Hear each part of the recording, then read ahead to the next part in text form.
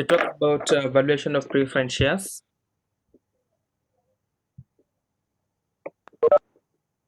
Preference or ordinary? Ordinary shares.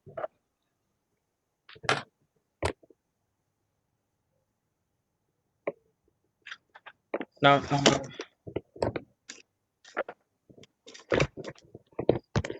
just let's say this.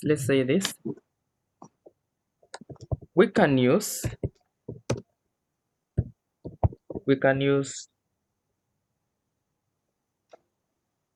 the following methods.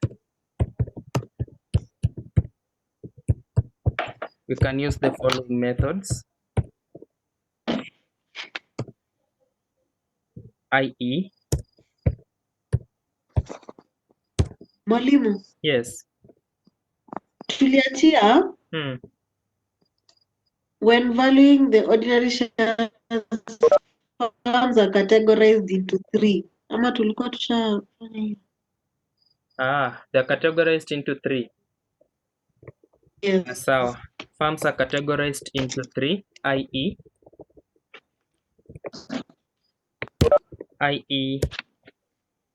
non-growth firm, that is number A,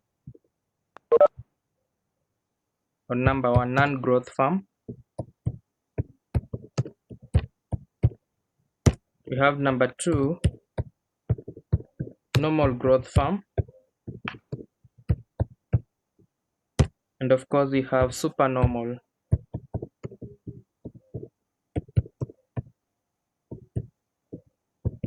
Supernormal growth firm.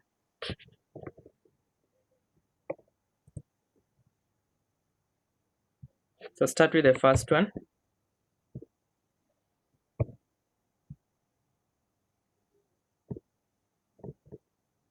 The non-growth firm.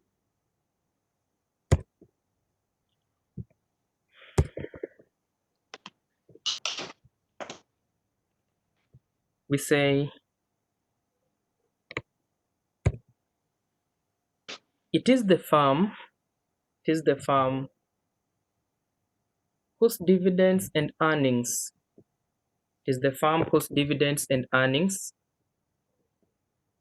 are expected to remain constant. Whose dividends and earnings are expected to remain constant to infinity. Dividends and earnings are expected to remain constant to infinity, i.e. G equals to 0. So G equals to 0.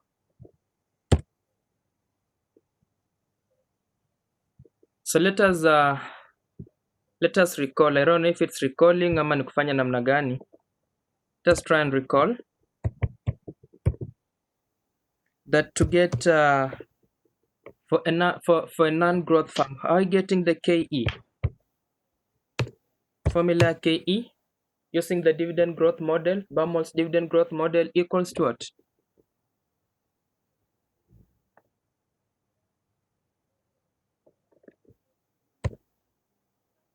Anything you remember? D1?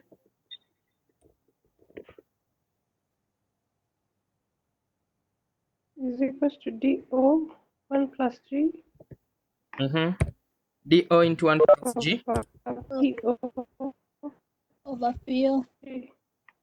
So 1 plus G, then we divide by what? PO. We divide by PO. PO plus G. Minus G minus D.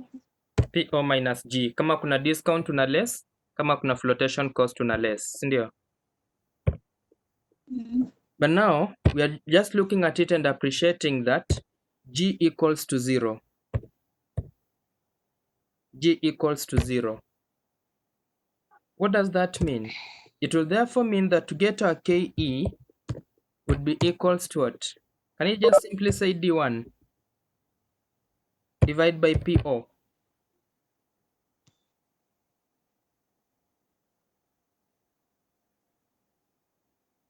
Because I know DO and D1 is the same because the dividends are not growing. Right? Yes. So therefore, can we make PO the subject? PO would be equals to what? D1 over K. D1 over KE. D1 over KE. So that is our formula for a non-growth firm, where PO equals to what?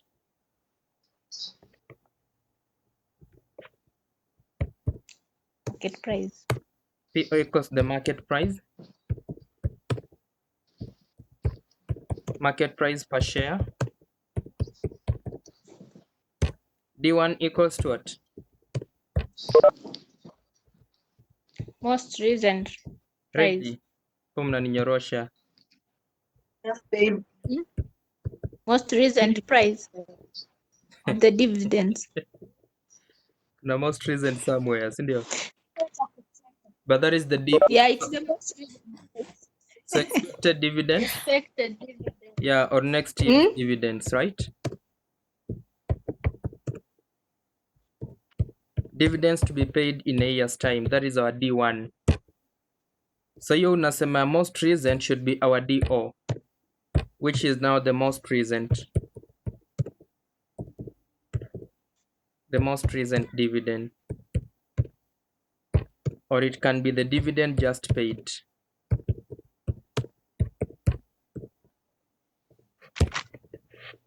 And of course, KE equals to what? Cost of equity. Cost of equity. Swali likikuja hapo kwa WMCC, is it a success card ama unasema oh god? Success card. Matuachie Mungu.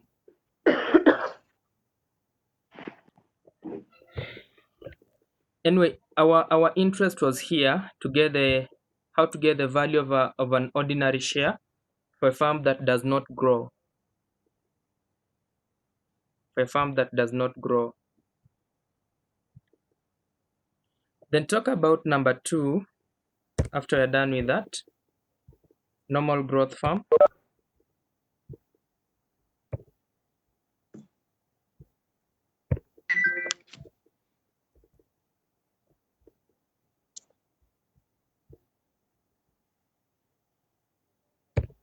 So for a normal growth firm, you say dividends and earnings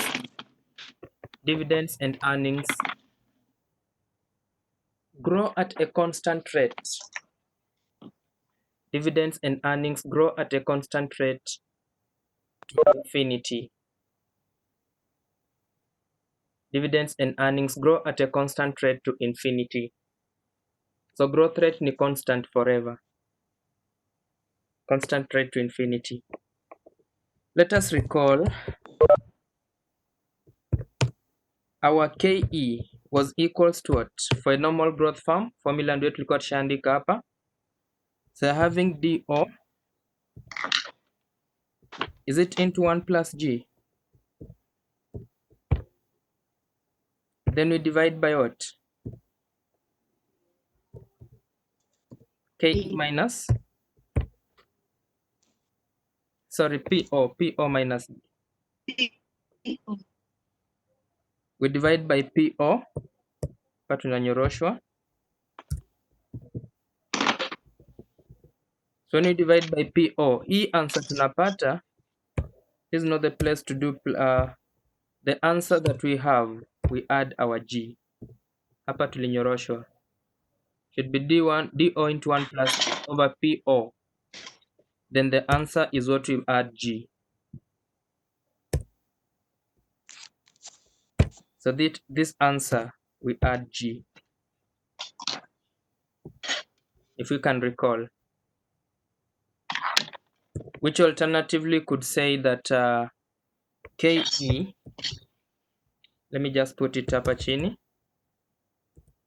Alternatively, we could say that our KE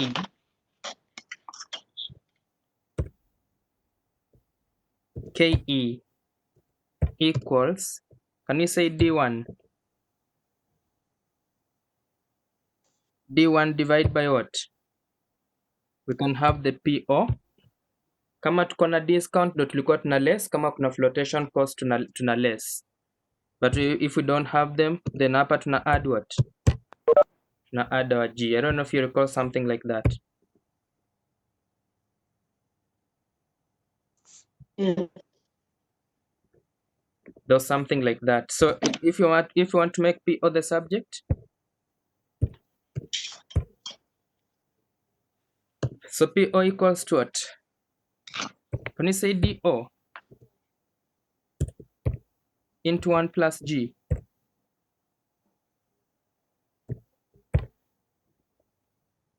Then we divide by what? KE. We divide by And the KE. KE. KE. Divide by KE minus G.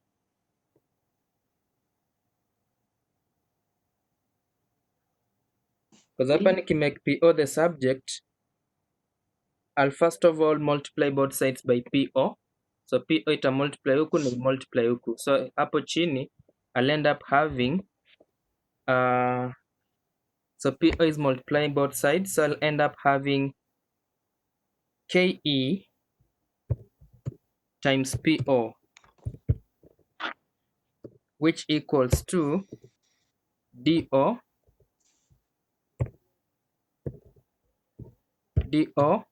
into 1 plus G. DO into 1 plus G. There'll be something like that. So I want to make PO the subject. Let me see what is happening here.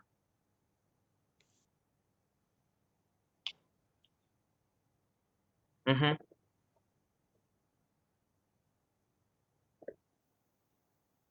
the best thing here, hapa nanyoroshwa. The best thing here, first of all, you can remove the G. If you remove the G, itakuwa KE minus G. Okay, let me just go slowly.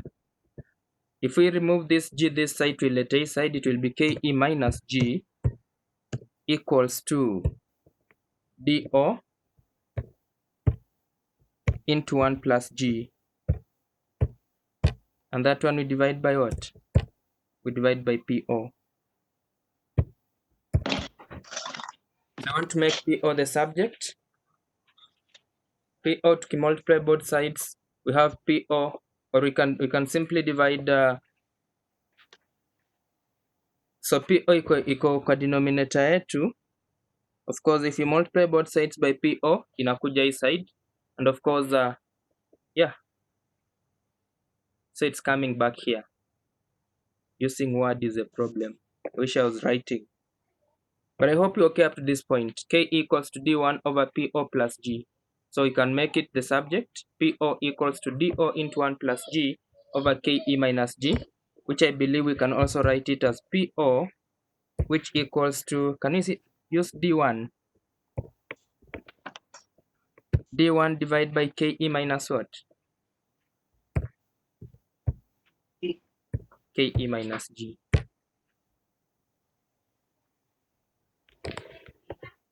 And of course, D1, the dividends to be paid next year. DO, the dividends just paid, the dividends for this year. So I should be guided with how the examiner has expressed his question. Sawa. So most important thing ni hizi formulas tuko nazo hapa chini. Can either get PO by doing DO into 1 plus G over KE minus G, or D1 over KE minus G, because I know DO into 1 plus G equals to D1. Hope that is okay. Penye na kunyorosha unasema. Then let's look at the third one. By the is in ile baby class.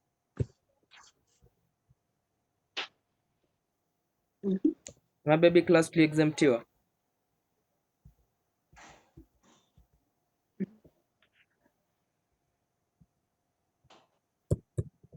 Haya, niache maswali. So the supernormal growth form.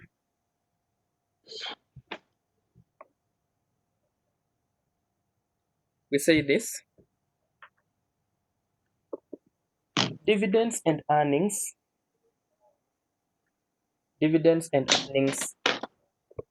grow.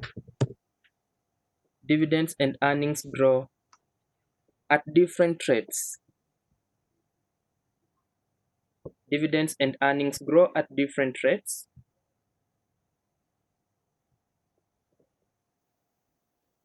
up to a point of stability,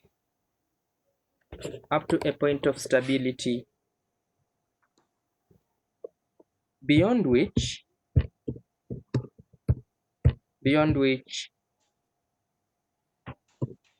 the growth rate shall remain constant.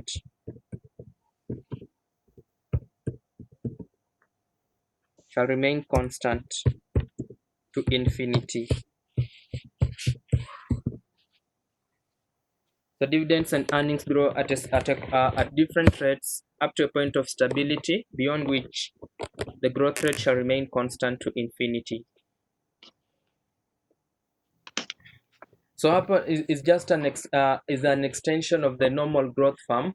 Before the stabilize, for a normal growth form will be told something like the dividends and earnings grow maybe at a rate of 10% for maybe 5 years, after which it grow at maybe 5% for another 2 years. Then after that, it stabilizes at 3% to infinity. That's what we're talking about here. So it will grow at different rates kwanza, and those different rates are always higher. Then after that, it stabilizes at a constant rate to infinity. Next point, say Ivy. The intrinsic value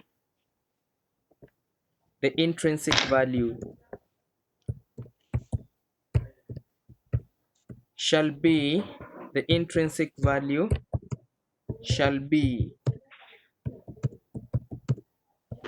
the total of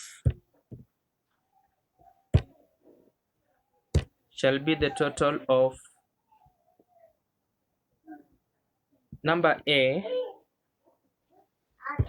present value of expected dividends.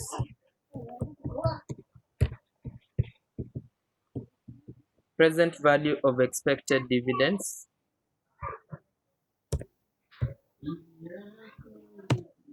and remember, expected dividends as far as you're concerned, is it D1 or DO? D1 up to the point of stability.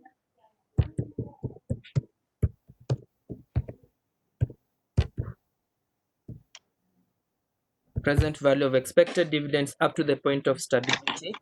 And you know that to get our expected dividends, to get our D1 equals to what? Do we have our DO? DO into 1 plus what? DO into 1 plus G, right? So you shall have that one aspect, present value of expected dividends up to the point of stability, and D1 equals to DO into 1 plus G. Then we add present value of the shares. Present value of the shares just after stability.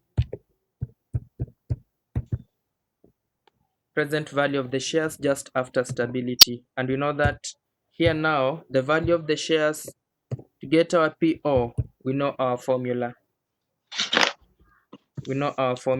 PO equals to what? D1 or DO into 1 plus what? 1 plus G. Then we divide by what? KE minus G. We divide by KE minus G. So we are going to apply both formulas. Remember, this one sasa hapa tumerudi kwa ile the normal growth form. It will grow at a higher rate, different rates up to a point where it will stabilize and it will start growing at a normal rate. That is the constant rate. Na hapa ilikuwa constant rate. So before it stabilizes, it will first of all grow at different rates. So wakati ina stabilize, tunarudi kwa normal because it has now normalized. And by the way, hapa acha niulize hii swali. Do you remember how to estimate G?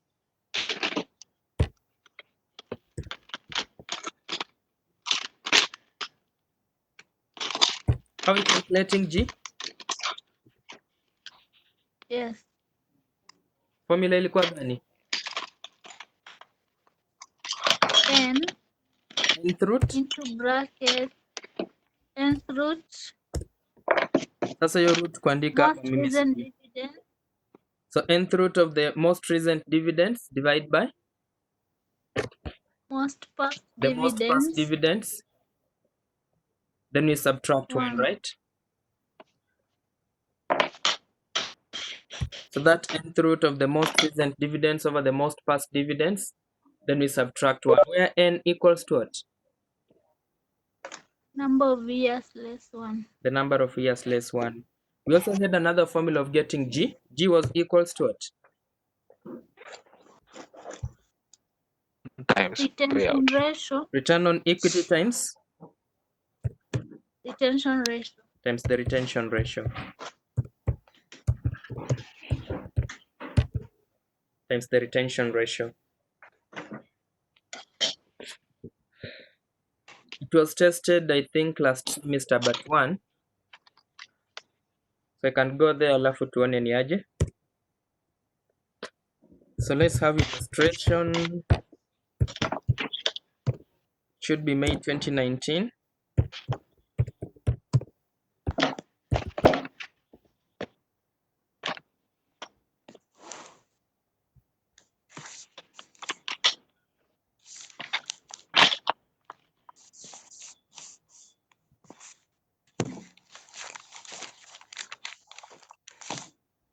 So May 2019, let me just find out.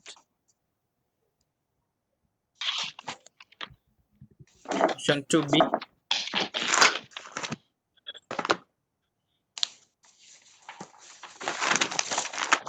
How about see May 2019 2B?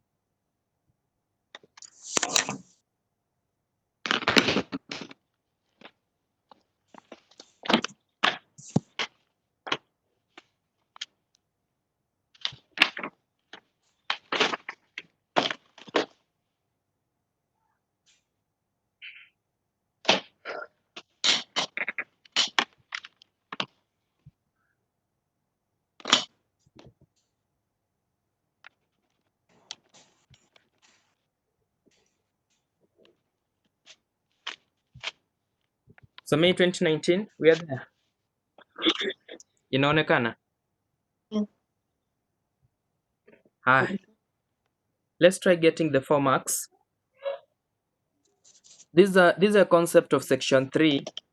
Many people didn't many students got it wrong because it is not something that they emphasize that we teach in section 5, but you need its knowledge to do the questions on mergers. So wale wenye walipona, wenye walinyoroshwa walisema after all it was only 4 marks. Let's look at it and see. Now, ABC Limited is a company listed in the local securities exchange. The company is foreseeing a growth rate of 12% per annum in the next 2 years. So in year 1, year 2, 12% per annum. Then the growth rate is likely to be 10% per annum for the 3rd and 4th year. That is year 3 and year 4 growth rate inaenda 10%. Then it will stabilize at 8% per annum in perpetuity. Now look at what is happening there. The growth rate varies. The growth rate varies. So this one is a supernormal growth firm. The dividends and earnings grow at different rates over a given period, after which it will now stabilize. Like now you can see the first 2 years, the rate is high at 12%. The next 2 years, the rate is slightly low, so inaenda ikireduce to 10% for year 3 and 4. Then after the 4 years, it stabilizes at 8% into perpetuity. It stabilizes into perpetuity. Haya, naambiwa ni mute watu. Si mute tu kama uko if there's disturbance around you, so that we don't disrupt. Now the latest dividend to be paid was 1.5 shillings per share. The latest dividend, is it DO or D1? Oh. Sasa shida hata ukimute hata ukiongea sitasikia sasa. Yeah. But we believe that DO. the latest dividend is the most recent dividend, which is the DO, right? And of course, the required rate of return is 16%. They want us to get the intrinsic value of the share. Intrinsic value of the share. So let's see what happens there. Now, we appreciate that this one is a supernormal growth firm. So we'll say that the intrinsic value in this case shall be the total of two components, the present value of expected dividends up to the point of stability. Then, of course, we'll also add the present value of the shares immediately after stability. Let's look at the solution there. Let's look at the solution. I hope the Word document is now displaying.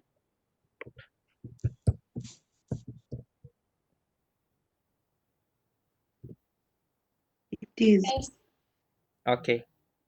So we can have, we need the two, we can have here the year. And we need to get our D1. And D1 equals to what?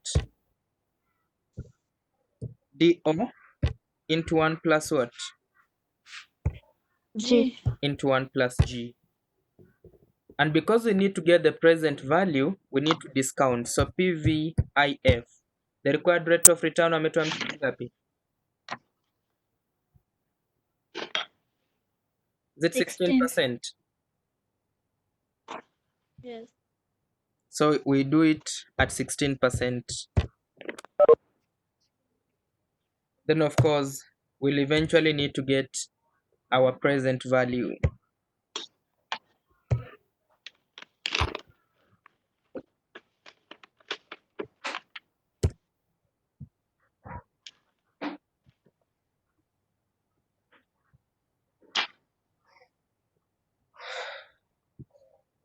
Hi. So we have the first 2 years, year 1, and we have year 2. Tukianza na mwaka wa kwanza. Do we have the D1 or DO DO. of 1 point? 50. Is it 1.5?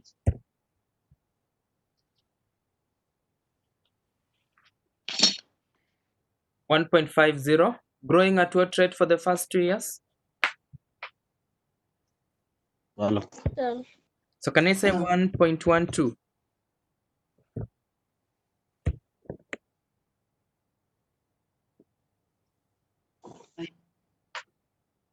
So inatupa D1 ya ngapi?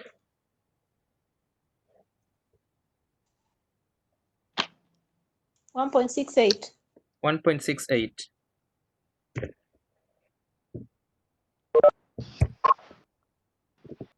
Tukienda kwa year 2. Tukienda kwa year 2, what is our DO?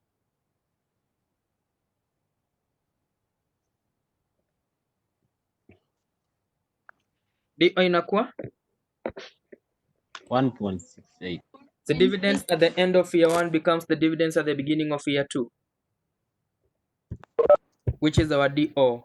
1.68 into, is it still 12%? Yes, Yes. 12%. So what do we have there? 1.88. 1.88. Tunaenda kwa year 3. So tuko na year 3 na year 4. For the first 2 years, the growth rate is 12%. For the next 2 years, the growth rate ni ngapi? 10. 10. 10. Is it 10%? So Yes. our DO is 1.88, right? Growing at 10, can I say 1.1? Yes. Which equals to what?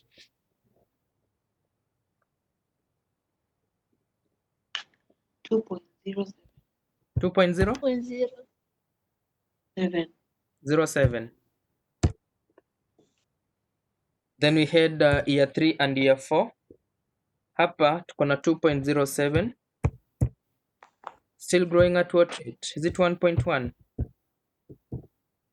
1.1. Which is ngapi? 2.28. 2.28. 2.28. Now, we're just saying that it has now stabilized. For the first 2 years, the growth rate is 12%. For the next 2 years, the growth rate is 10%. Then after that, now the growth rate the growth rate stabilizes. It was to stabilize at what rate? 8%. At 8%. And remember what we said? We said we need to get, it is a total of 2 items here, the present value of expected dividends up to the point of stability. When we add the present value of the shares immediately after stability, just after stability.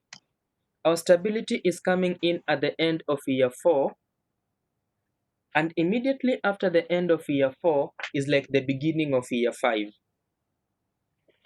And remember, cash flows don't accrue at the end of the year. Cash flows always accrue at the cash flows don't accrue at the beginning of the year. Cash flows always accrue at the end of the year. So in my own understanding, the value at the beginning of year 5 should be the value at the end of year 4. So what am I talking about here? I now need to get another year 4, and now here I don't need the D1. I now need the PO. I now need the PO. And I know that PO equals to what? DO into, is it 1 1 plus plus G? G. Yes. We divide by KE minus what? KE minus G. So this one is now in year 4, immediately after stability. Right? Now, at the beginning of year 5, in year 5, which one is our DO? So the value at the end of year 2.28. 4 is our DO in year 5. At the beginning of year 5, that is the end of year 4. So our DO here, we're having 2.28, right? Plus, Growing at what rate now? yeah, 8%. 8. So can I say 1.08? yes. Then we divide by what is our KE? Is it 0.16? 0.1. Yes. Then minus the G of 0.08. 0.08.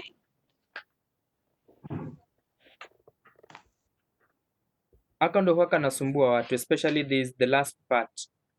The value of the shares immediately after stability. Just note that your D1, your DO, when calculating the value, was our D1 in the previous year. We're not just putting here year 5 because we are valuing it at the beginning of year 5. And the value at the beginning of year 5 is the value at the end of year 4. And we need to appreciate our finance aspect. We don't express cash flows at the beginning of the periods. We express the cash flows at the end of the periods. So what should be our PO? 30.7. 30.78. Sorry? 30.7. 30.78. 30.78. Yes. Like that. 30.78. Good. Yes. Haya. Sasa hizo cash flows tuko nazo ni lump sum ama ni annuity? Annuity. Lump sum. That bad question. Lump sum or annuity? Lump sum. Unaambia neighbor sema lump sum, mimi niseme annuity. Lump sum. Zita lump sum. Kila mwaka Yes. kujisimamia wewe. Lump sum. Leo hii klasi iko na makasiriko kwa watu. Mlipata bad news kutoka kwenye stock. Usitukumbushe tafadhali. Naona makasiriko, watu hataki kuniongelesha, lazima niulize ni nini mbaya. Hakuna shida mwalimu. Haya, sawa basi. Ni lump sum 16% 1 year ni 0 point.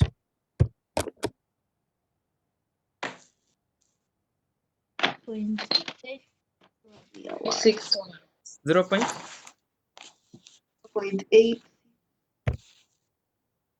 8621. 8621. Aha, year 2 0 point 7432. 7432. 7432. Yeah. Thank you. Year 3 0.6407. 640 7. 6407. Year 4 ikuwe ngapi? 0.5523. 5523. Yes. Yes. And of course hii pia ni ya year 4. Yeah. So 0.5523. Then kindly, can you multiply everything? Multiply upate the value.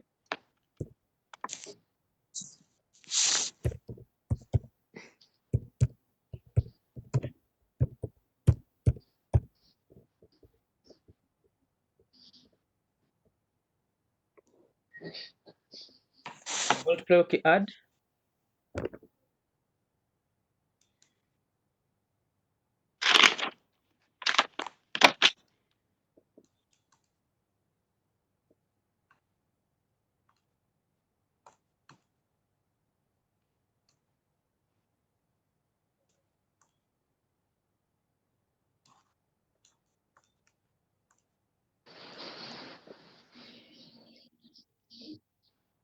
$22.43. 22.48. 43. 22.43. So that becomes our intrinsic value.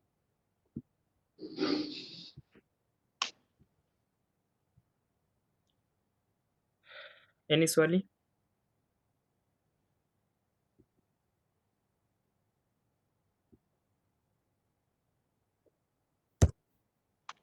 Mwalimu, Yes. hello. Yes, nice. Why did you get for year 4 a second time? Sorry?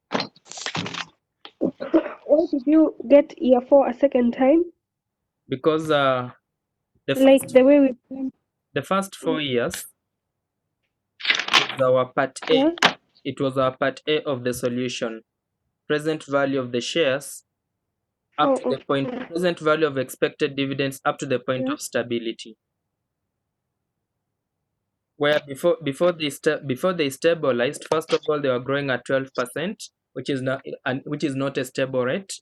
Ikapunguka to 10% again. Still not stable. It stabilized when it reached 8%, which was after 4 years. So that's why we said it should be the total of two components. This one is the part A, present value of expected dividends up to the point of stability. Expected dividends is a D1. So these are D1 for year 1, D1 for year 2, year 3, and year 4. Then this second one is now part B of our solution. The present value of the shares immediately after stability. So just after stability is the beginning of year 5. And in finance, we don't express cash flows at the beginning of the periods, we express them at the end of the periods. So just after year 4 is the beginning of year 5. and the balance brought down is the balance carried down. The balance at the beginning of year 5 should be the same as the balance at the end of year 4. That's why we are expressing it as year 4, because we appreciate cash flows are expressed at the end of the year. Ndio kwa sababu tukakuwa na year 4 mbili. Sawa. Thank you.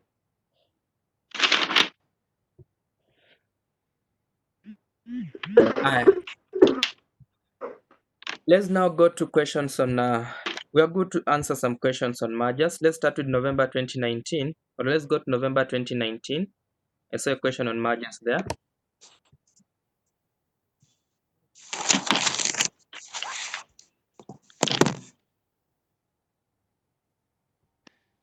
Question 5, if I'm not wrong.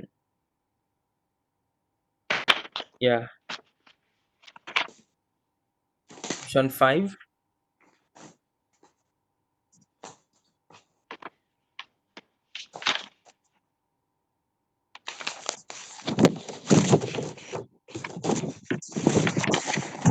Now, when you look at question 5A, for only 2 minutes, can you start thinking about getting the 4 marks? Iko generic sasa nianze.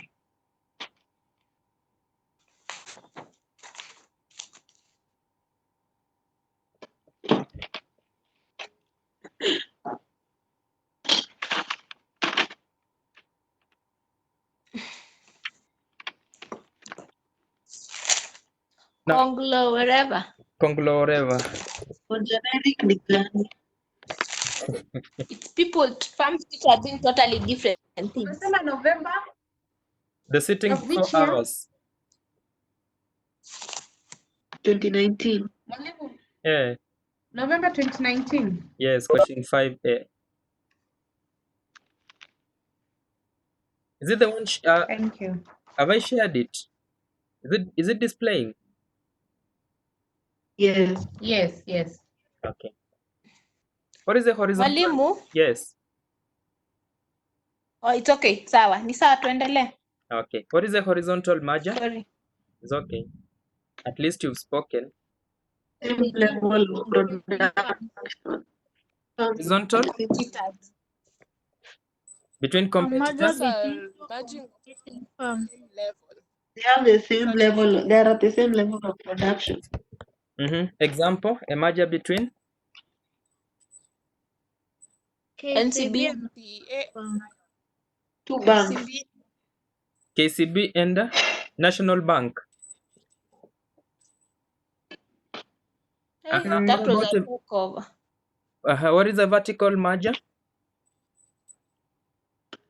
A merger between firms in different Combination of levels of production. For instance, Uh, EPL acquiring a distributor.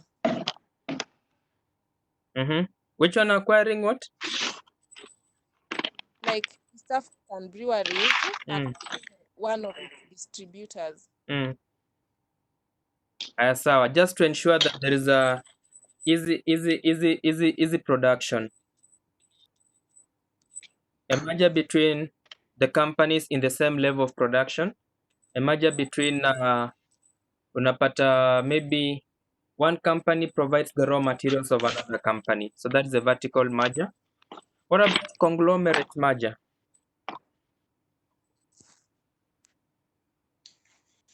Yeah, tujui.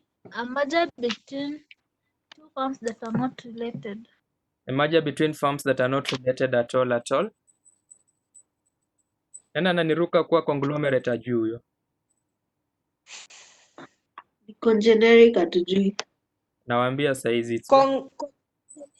Congeneric hiyo sasa. Sawa, andika basi congeneric merger, useme hivi. It is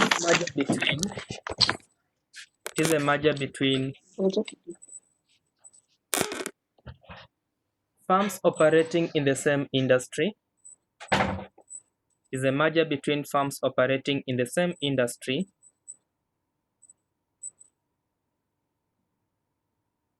but offering different products.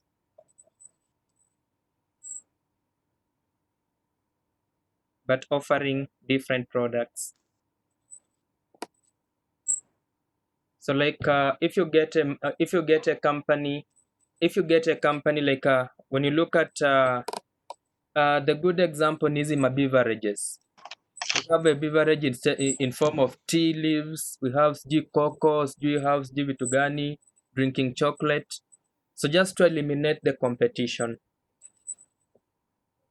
It's a little bit similar to horizontal merger. The difference is that horizontal merger, these companies are offering the same products, but now for the generic, the firms are competitors offering substitute products. Sawa. Yes. Part B. A limited and B limited are companies operating in the same line of business. Operating in the same line of business. In the past few years, A Limited has experienced stiff competition from B Limited to an extent that A Limited is now contemplating acquiring B Limited in order to consolidate its market share. So between A and B, who is the predator, who is the target?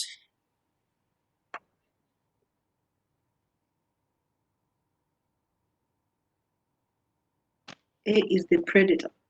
A is the predator, and of course, and B Limited is the target. So the following data is available about the two companies. You have the annual sales for A and B, net income. Net income is like a profit after tax. Ordinary shares outstanding in millions. You have the earnings per share and you have the market price per share. Then both companies are in the 30% income tax bracket. We're given the two marks there to get the maximum exchange ratio that A Limited should agree to, assuming that it does not expect dilution in its post-acquisition earnings per share. So let's write something. Let's write something. We say this: maximum exchange ratio,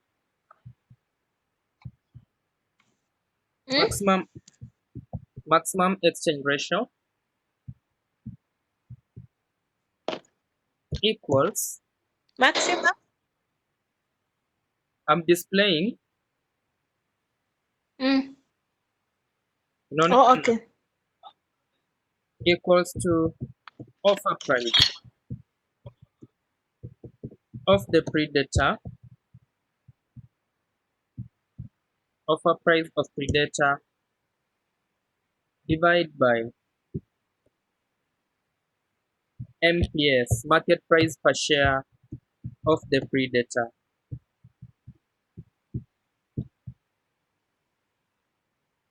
Offer price of the predator divided by the market price per share of the predator.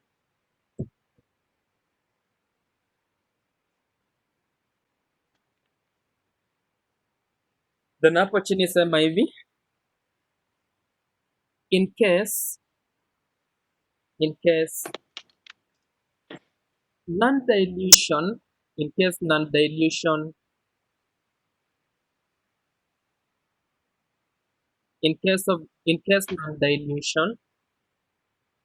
of the post-merger, In case of non-dilution. yeah, in case non-dilution,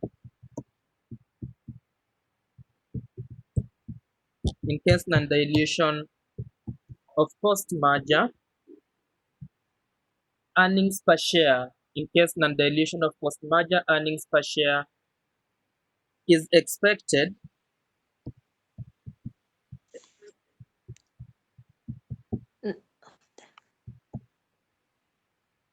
we determine, Excuse Mwalimu. yes, In case of non-dilution of post-merger, yes. na iandike ionekane. Oh, ndio hiyo sasa inaonekana. Sasa inaonekana sawa. So we determine the non-diluted non-diluted offer price of the predator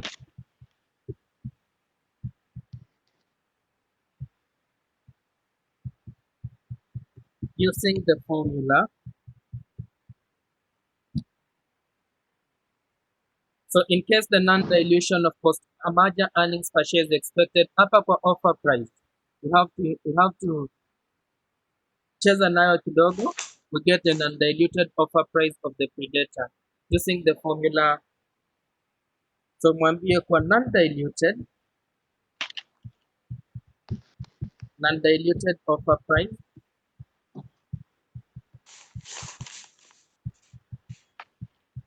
of predator equals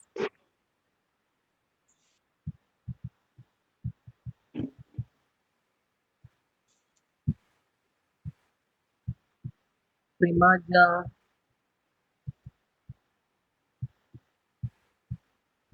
PE ratio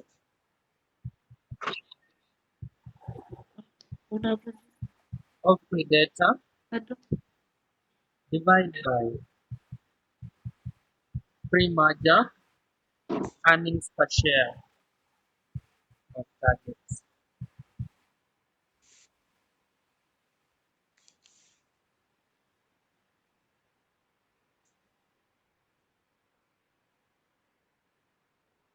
So actually in mergers and acquisition, those are the only two formulas that we kwa hii topic, to get the maximum exchange ratio and to get the non-diluted offer price.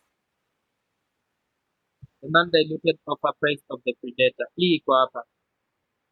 Pre-merger PE ratio of the predator times the pre-merger earnings per share of the target.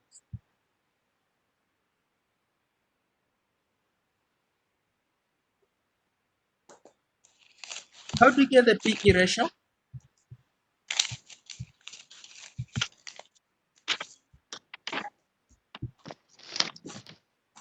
MPS over EPS. Market price per share, we divide by the earnings earnings per share. Per share. Haya, basi tuangalie swali tuone. Now in the question we are asked about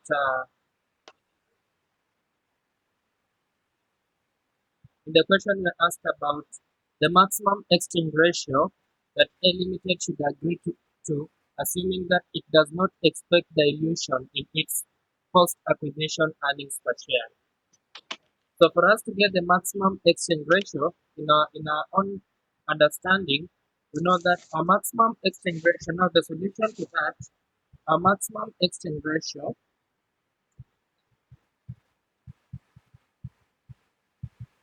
will be equals to what? Can I say non-diluted offer price of predator, we divide by what?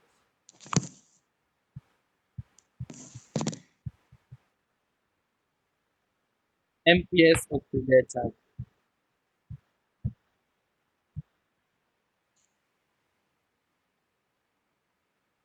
Then of course we need to get the non-diluted offer price.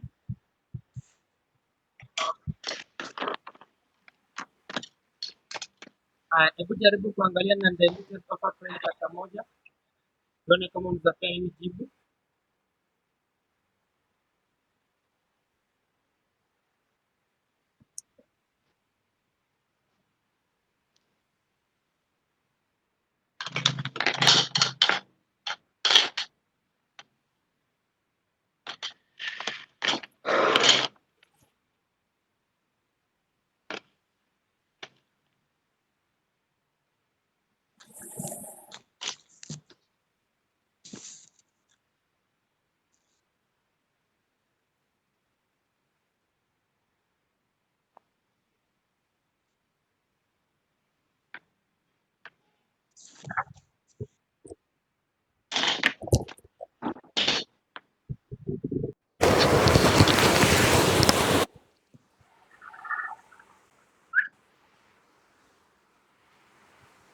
Do you have the non-diluted offer price?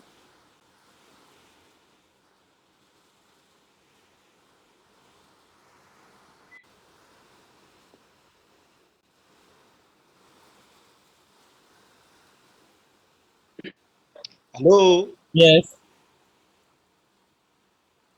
Mwalimu, are we in communication? Unajua una break hata sikusikii mimi. Unapotea. Potea. Hauko and sijui uko kama hizo shares za Supernatural ama ni Supernormal growth.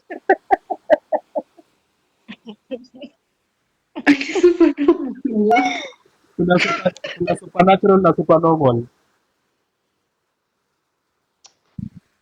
Sawa. Now I'm clear.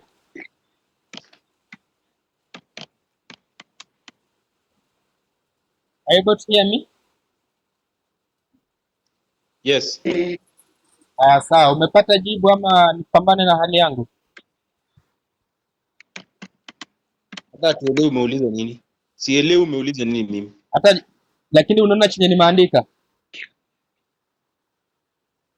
Non-diluted offer price. Equals to what? Maximum price ratio. Eh?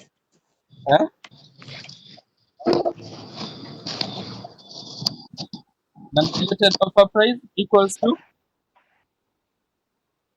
60. so we are having our pre-merger. Pre-merger, we have PE ratio. Yes. So PE Yes. ratio, and remember, is PE ratio of who? Of A or B? Predator. Predators in A. Then we divide Yes. by pre-merger. Earnings per share of who? The target. Targets in B. B. And we know that PE ratio equals to market price per share over earnings per share. We have the market price per share of A. Yes. So can I say 60 divided by 4? 60. Yes. By 4. So 60 divided by 4. Then I multiply by what? Earnings per share of B. 3. I think 3. 3. Sorry, the non-diluted offer price. 5. 5 shillings. Yes. Yes. 60 divided by 4 times 3. I kai 5.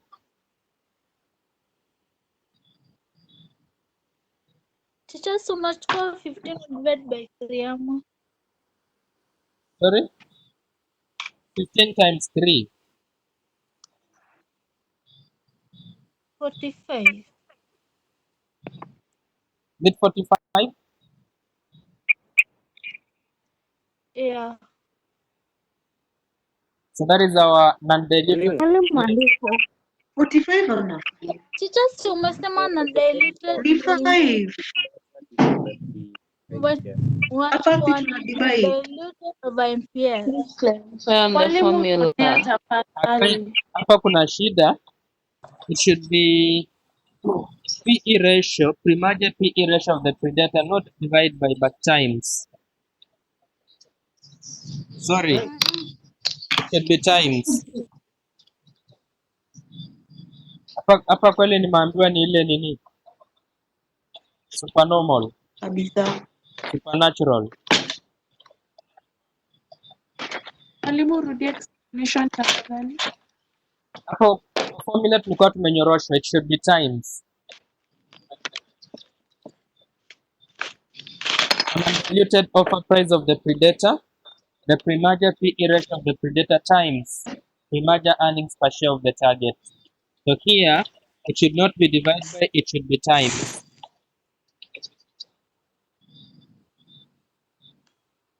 Sorry about that.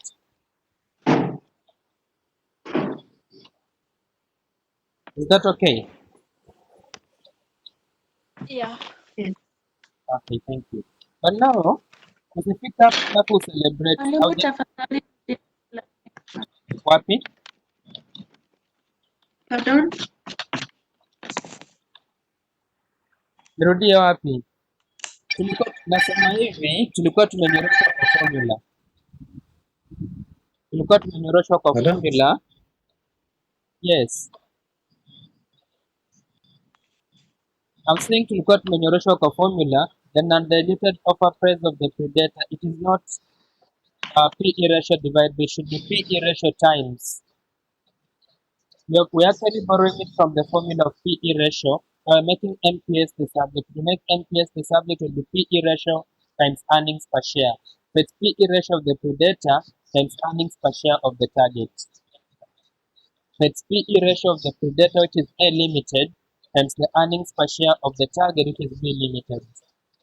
Our PE ratio is the market price per share over earnings per share. Market price per share of A is 60, earnings per share of A is 4. So 60 over 4, that gives us the PE ratio.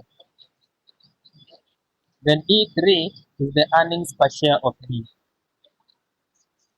So we set it at 50 at 45. So Asante. okay. But don't pick the celebrate. Bado imagine hujapata the 2 marks. They wanted us to get the maximum exchange ratio. The maximum exchange ratio equals to what?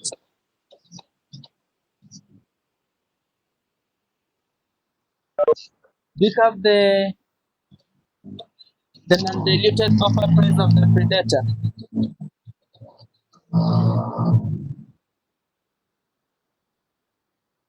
Non-diluted offer price of the predator?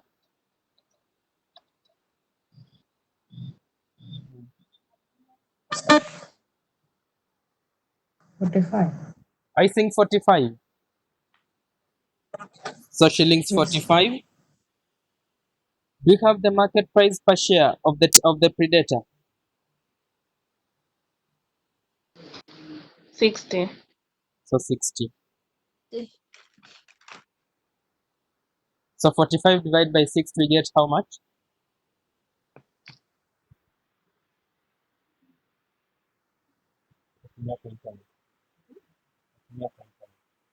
Zero point seven five. 0.75. 0.75.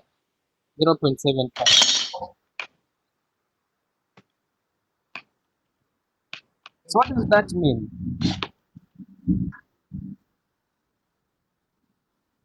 Let's just give the explanation. Say this. Pardon? Let's give the explanation ingawaje haijaulizwa. Can just say IE. IE. A limited is offering. Pardon? A limited is offering. Sorry? A limited ana offer. A limited is offering 0.75. Umepotea mwalimu. Oi, A limited is offering. You can 0.7 type on the word 0.75 of its breaking. shares. Hatujasikia any. Mwalimu, Yes. A limited is offering. Zero, Hadi A limited is offering. hata muoni nikitype 0.75. Hakuna kitu. Network is disturbing me. I'm saying a limited. Yes, it's killing your vibe. Kuna kitu mwalimu ametype. Baby no. Tuko frozen. Mko frozen. Wewe uko frozen. Kwa nini? Network yako Umesema A limited is inakuchezea. offering. You can't even see what I'm typing. It's not Umefika typing. it's for every. Yes, kuna hapo for every. A limited is offering 0.75 of its shares for every one share. of B Limited.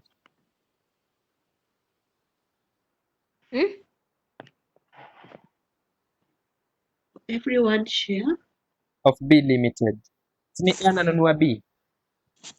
So what is the ratio? What is the ratio of exchange? The exchange ratio. Our exchange ratio is 0.75 is to 1. So this somebody else can do 0.75 is to 1. So I'm giving you 0.75 shares for everyone that you have.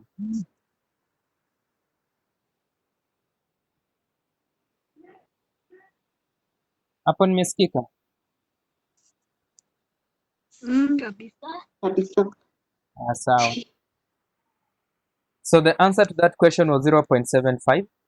Can even underline it. Let's look at part B. For how many marks? 2 marks. Mwalimu. Yes. In a situation where there is no dilution, how do you go about it? You'll have been given the offer price. I think it's in the question, we'll see. Utakuwa umeguidiwa. In everything you are just guided. So let's go back to part B and see what it entails. Part 2. The Yeah, na ndio tumekuwa tukifanya. sorry? Yeah, na dilutions ndio tumekuwa tukifanya. Tumemaliza the 2 marks. The cash So get. what has she asked? Sorry? Case of dilution. In case of non-dilution, kama ingekuwa hakuna dilution, then formula yetu ingestand vile iko. Offer price of the predator divided by the market price per share of the predator.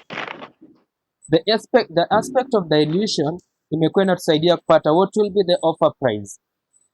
Ndio tukasema tutafute the non-diluted offer price of the predator. You see from the formula, exchange ratio equals to what? Offer price of the predator, right? So this will be the offer price of the predator, the normal one utakuwa umepewa. Divided by the market price per share of the predator. But in case there is some non-dilution is expected, then we have to get the non-diluted offer price. We need to get the offer price after appreciating the concept of non-dilution. So hii lazima uitafute in case of non-dilution. And how do we get this one? We get this one using our formula, which is this. Na ilibidi tuitafute kupata 45. Because we have the formula of the non-dilution, right?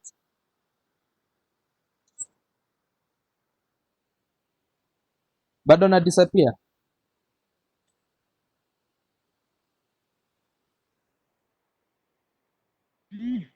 Are we together? Umelost. Tena nime lost. Yep. Am I clear? Yeah, for now. Right now. So I'm clear right now. Yes. Okay, sawa. Hi. Okay then. Can we go to part B?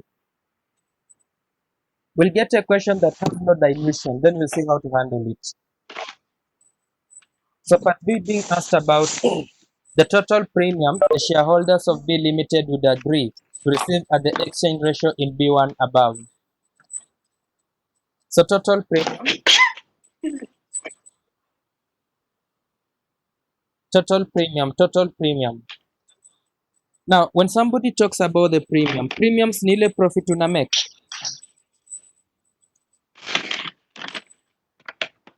So premium is simply offer price. How much are we being paid? Offer price of the predator minus market price per share of the target. How much? What is the profit? The profit on acquisition. That is a premium is a profit that I'm making. The profit I'm making. Now, how much is it? How much is being paid?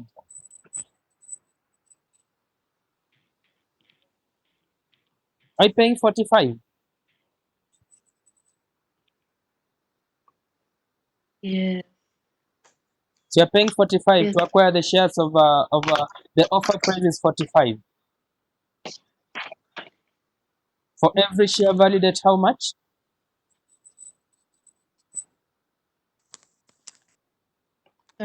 Is it 30? 30. 30. Yes. Kwa hivyo premium per share ni ngapi? 15. 15. 15. But be very careful. The examiner did not want you to talk up to get the premium per share. He wanted you to get the total premium. So total premium will be what?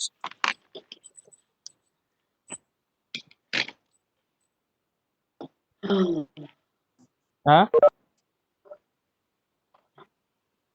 15. Total premium will be the premium per share times what?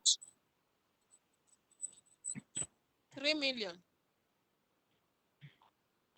The number of shares.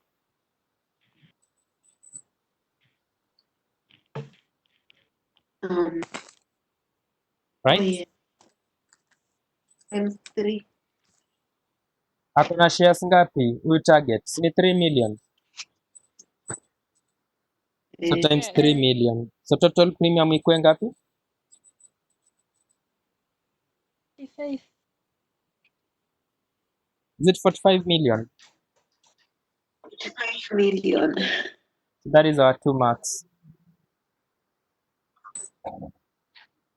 So the premium is like the profit I'm making out of that acquisition. Sawa sawa.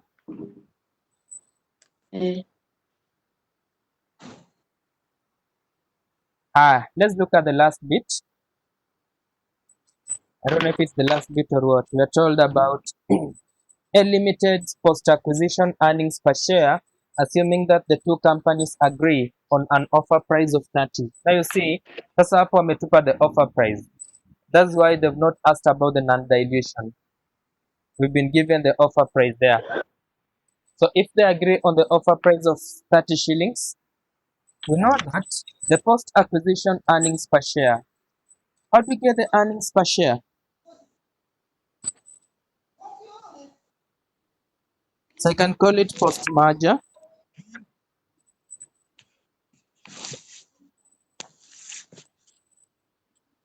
Post-merger EPS.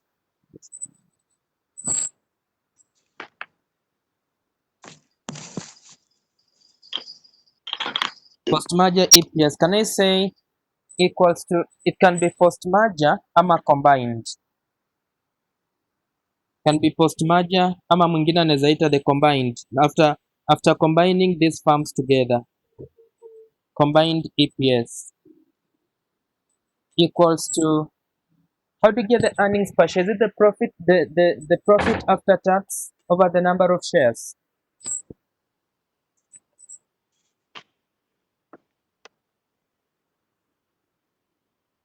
Yes. Hapa ndio penye mergers inaingianga sasa vizuri. Wakati hujaisoma zile topics za kitambo na unazihitaji hapa sasa.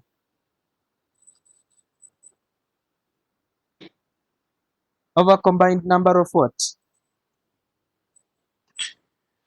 number of shield. Over combined number of ordinary shares.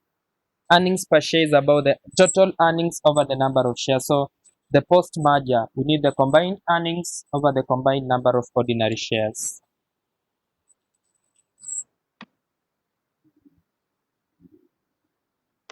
Can we get our combined earnings?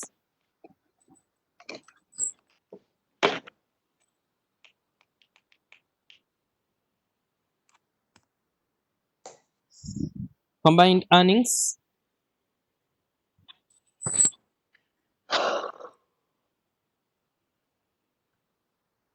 After bringing A limited and B limited together, see the total profits will be the earnings of A limited plus the earnings of B limited. A limited alikuwa 49 anapata million. earnings za ngapi? 40. 40. 40. We're having 40 million na B limited analeta earnings za ngapi? 9 9. million. So having 40 plus 9. So are you having combined earnings of 49 million? Yes. Yes. So that is shillings 49 million. So that is our combined earnings. Then we need to get combined number of shares. Yes. Combined number of shares. For us to be able to get the combined number of shares, first things first, we need to get our maximum exchange ratio.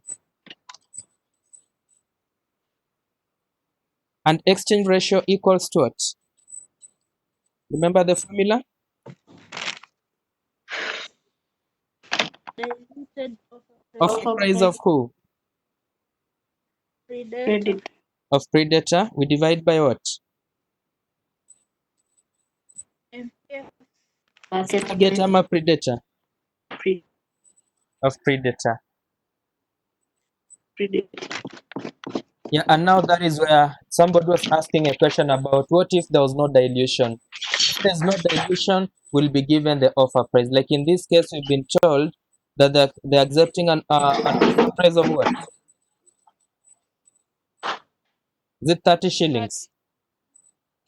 So you're having 30 shillings as the offer price and the market price is 60.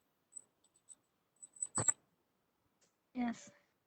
So this one equals to 30 divided by 60. So exchange ratio equals to what? 0.5. 0.5. So 0.5. We need to know what the significance of that 0.5. Just say this. A limited offers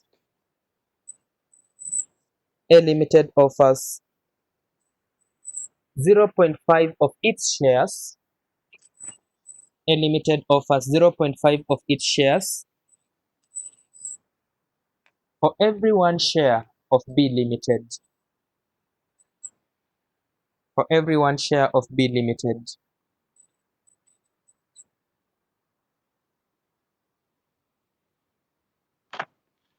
So kwa kila share ambayo B limited ako nayo, A limited anampa 0.5 shares. So remember, B limited is now coming in to be part of the shareholders of A limited.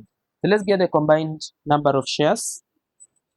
So the number of shares, combined number of shares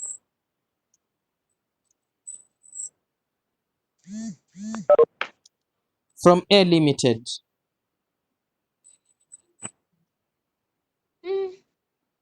A limited shares zake ni ngapi? Will they change? No. Si A limited No. ako na 10 million. Eh, So the A limited can expect I maintain the 10 million shares. 10 million shares.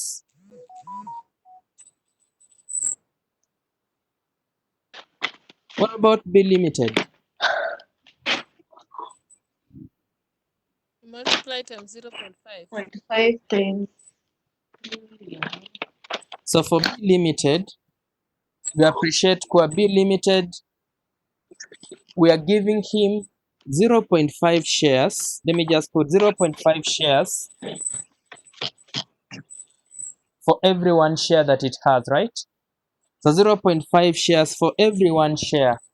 Out of how many shares that B limited alikuwa nazo? 3 Is it million. 3 million? 3 million. 3 million shares. So 0.5 for every one share out of the 3 million shares. Those zinakuja shares ngapi?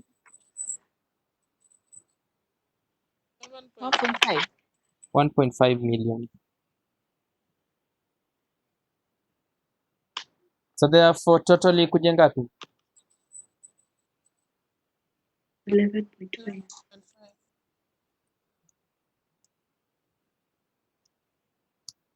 11.5 million. So can we get the combined earnings per share?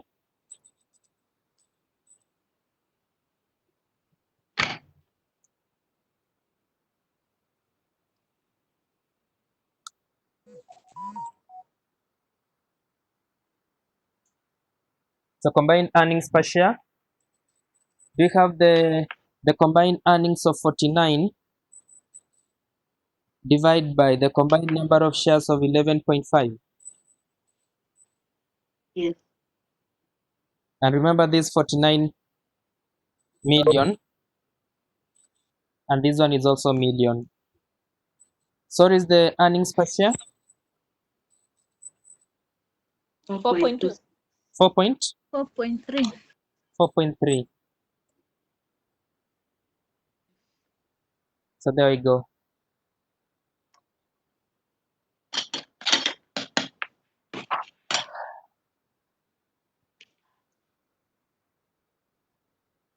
Hope that is clear.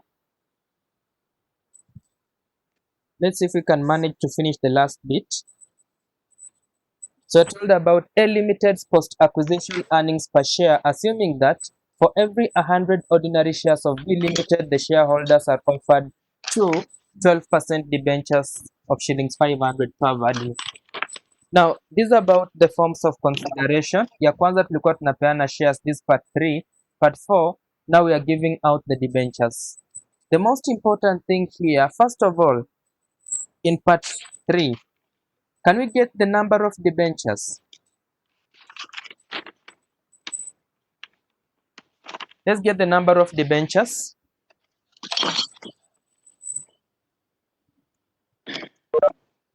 Number of debentures to be issued.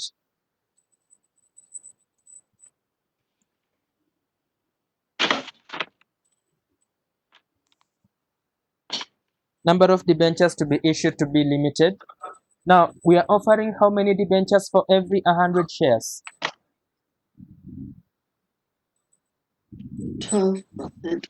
Are you offering two debentures? Right?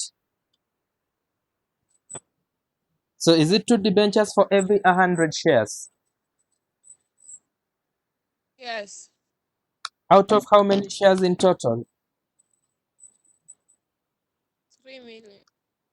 3 million shares. So how many debentures will be issued?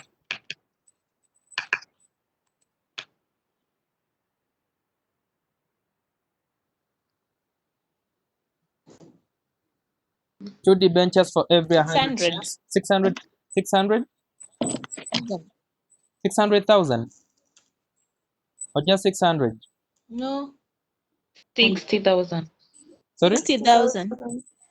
60,000. And those are 60,000 debentures. Yes. 60,000 debentures. We are not interested with the debentures because we know earnings per share equals to the combined earnings over the number of shares. We don't need the debentures. Debentures will attract interest. Can we get the interest? Interest on debentures? What is the interest rate? 12%. 12. So 12%. What is the par value? 500. 500. I think 500. So in my own understanding, our interest would be 12% times we are having 60,000 debentures going at how much? 500. Going at shillings 500. 500. So how much will be the total interest?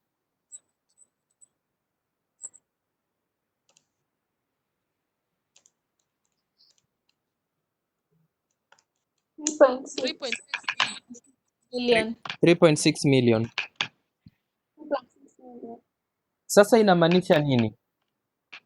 Kwa A Limited kuacquire B Limited itabidi ilipe interest ya 3.6 million kila mwaka. And I believe the interest of 3.6 million should be part of the expenses in the income statement. So this one will also have to reduce the profits. So therefore, combined earnings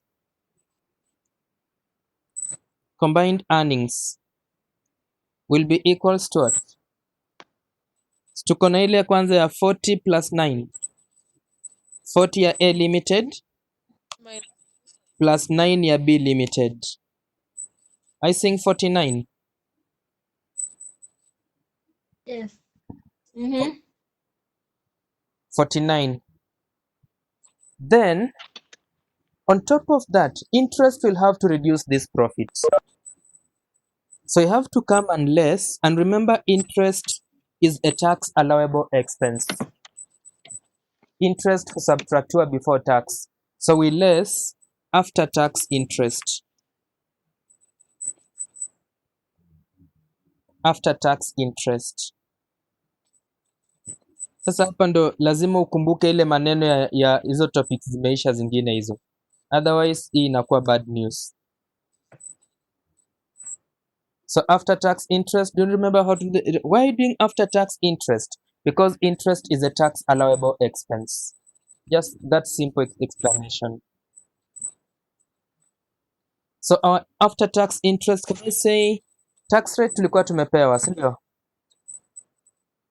I can say 30% income tax bracket. So the interest you're having 3.6. Can I say 3.6 times 0.7? yes. Yes. Which is ngapi?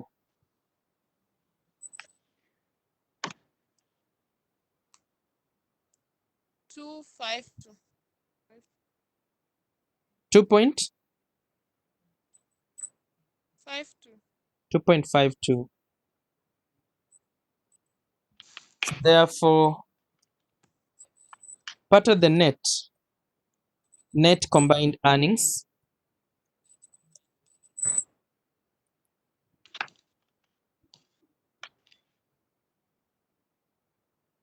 the difference becomes ngapi? 46 point 46 point 46.48. 48. 48. So 46.48. Thank you. Then of course, if that is the case, can you appreciate now the concept of earnings per share? What is the combined number of shares? Mwalimu, Yes. I have a question. Yes. If interest is not taxable, Mm. then why are we multiplying by the 70%? I thought we should just minus it like the 3.6 venye tu iko hivyo. Are you sure interest is not taxable? Interest is taxable. No. Interest is a tax allowable expense. Remember hapa ni expense, si income. So we subtract interest before taxation. Ukikumbuka tukifanya the WSEC, KD. Why did we have to do KD? We adjust for tax. Because the interest on debt is a tax allowable expense. So we need the after tax. Unlike the preference Thank you. dividends. Ingekuwa preference dividends, tunge less the 3.6 vile iko. Kwa sababu preference dividends haziaffectiwi na tax. Sawa. Thank you. Okay. So combined number of shares. Can see time yetu imeisha, watu wa section 6 wanafaa kuwa wameenda. Combined number of shares, do you remember anything? Are you having 10 million za A limited? Shall we get any shares through B limited?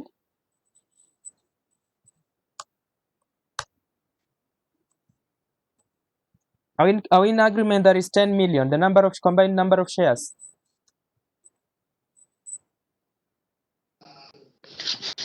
Instead of giving them the shares, we are giving them the debentures. So shares hazitaongezeka, debentures ndo zitaongezeka ambazo zinaongeza interest.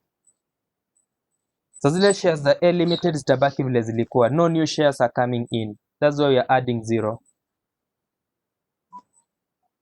Sawa sawa. So therefore combined earnings per share ikuwe ngapi? Combined earnings of shillings 46 point ngapi?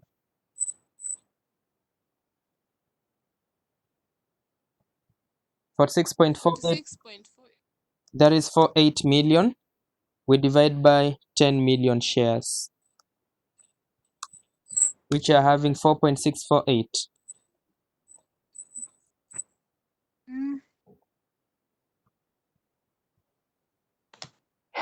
There we are. Any question?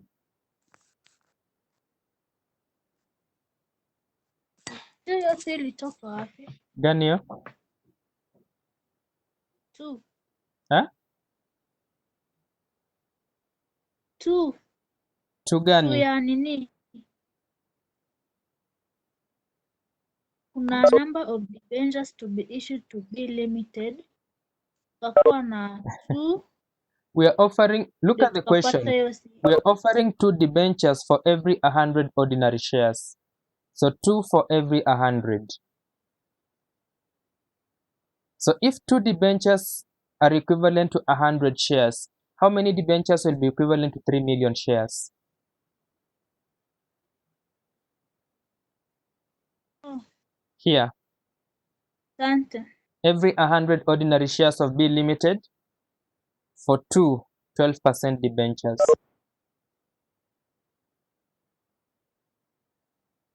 Sawa sawa. Sawa. Okay. Any swali up to there before I tell you good night?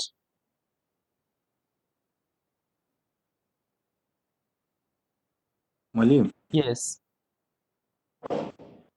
hello mwalimu. Yes. Mbona tuja add hizo ordinary shares za B hizo ya 3 million In part B, in that the part, combined number of shares? because Yes. when you are combining them together, instead of giving Yes. out the shares to be limited, you are giving out the debentures. So there Okay. there will be no additional shares. Instead of giving out the shares, we are giving out the debentures. Yeah. So there's no debate. Thank That's you. why interest iliongezeka but shares zikabaki constant. Okay. Yeah. This is a assignment for you. I don't know if I should call it homework. You are always at home in most cases. Jioni. Look at 2018, November 2018. November 2018 question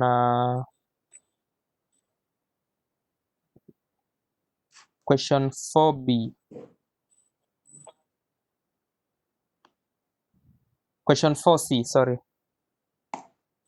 November 2018 question 4C. 4B ni portfolio. Kama unajichocha unaweza fanya, kama hukufanya.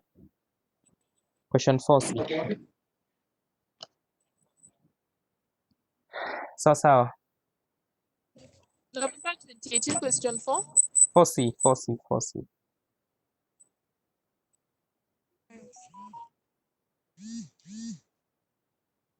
I think that is okay. Can I be allowed to say good night? Yes. Okay. Have a good night, boss. Thank you. Thank you so much You too. have a good one. True. Okay, thank you so much. Thank you. Okay. Asante mwalimu. Sasa karibuni. Good night.